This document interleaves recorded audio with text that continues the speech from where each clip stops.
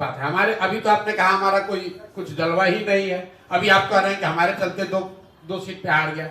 ये आरजेडी वाले हारने के बाद, ये 30 साल पुरानी पार्टी है, हर जगह हारे हैं।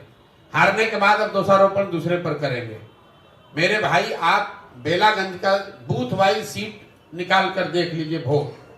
वहां के मुसलमानों ने, बेलागंज के मुसलमानों ने जदयू को, भाजपा को वोट दिया है। और मैं आपके माध्यम से बिल्कुल ये क्लियर कर दे रहा चाहता हूं, बेलागंज के मुसलमानों ने जनसुराज को वोट नहीं दिया है। उन्होंने सबसे ज्यादा वोट वहां पर जदयू भाजपा के उम्मीदवार को दिया है।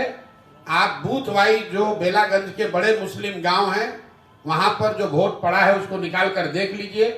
तो अगर राजद वाले ये कह रहे हैं, अगर हम लोग इमामगंज में चुनाव नहीं लड़ते तो मांझी जी को जो 55,000 वोट मिला है, एनडीए के कैंडिडेट को सबसे कम वोट कहां मिला है? इमामगंज में। बाकी हर जगह एनडीए के उम्मीदवार को करीब करीब 70,000 वोट मिला है। एकमात्र इमामगंज ऐसी सीट है जहां पर एनडीए के उम्मीदवार को 55,000 से कम वोट मिला है। तो हम लोग का अपना आकलन यह है कि जो वोट जनसुराज को इमामगंज में मिला है, उसका 2/3 हिस्सा वो था जो मांझी जी को वोट मिल सकता था। कुछ हिस्सा जरूर राजद का आया होगा। अगर इमामगंज में हम लोग नहीं लड़ते तो राजद वहां और बड़े अंतर से हारती, कम से कम 25-30 हजार से हारते ये लोग। बिहार में जो परिणाम आया है, जीतने वालों को बधाई। और जनता का जो निर्णय है वो नीतीश कुमार और भाजपा की सरकार के समर्थन में लोगों ने वोट दिया है। तो जो सरकार चल रही है, जिस तरह से चल रही है, जनता का उसमें विश्वास है, तो वो सरकार चलती रहे। हम लोग अपना जो प्रयास कर रहे हैं वो प्रयास आगे करते रहेंगे।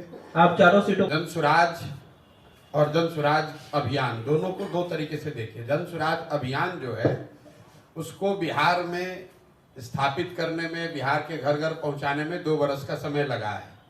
बहुत लोगों ने जब अभियान की शुरुआत हुई तो ये कहा कि बिहार में तो कोई इसकी जगह ही नहीं है, कोई इसको मानेगा नहीं, कोई सुनेगा नहीं।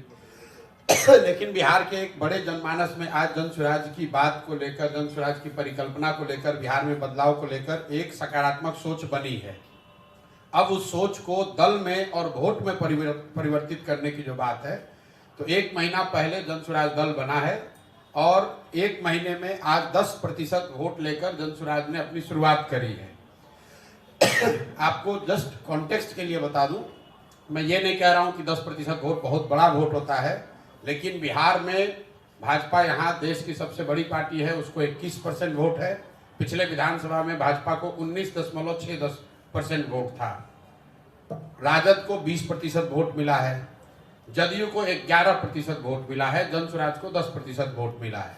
और इससे बहुत बेहतर हो सकता था, लेकिन जनसुराज दल 1 महीना पुराना है, सिंबल 10 दिन पुराना है, कैंडिडेट नए हैं और उन क्षेत्रों में चुनाव हुआ है जहां पर जनसुराज की पदयात्रा नहीं हुई है, जनसुराज पार्टी का कोई संगठन नहीं है।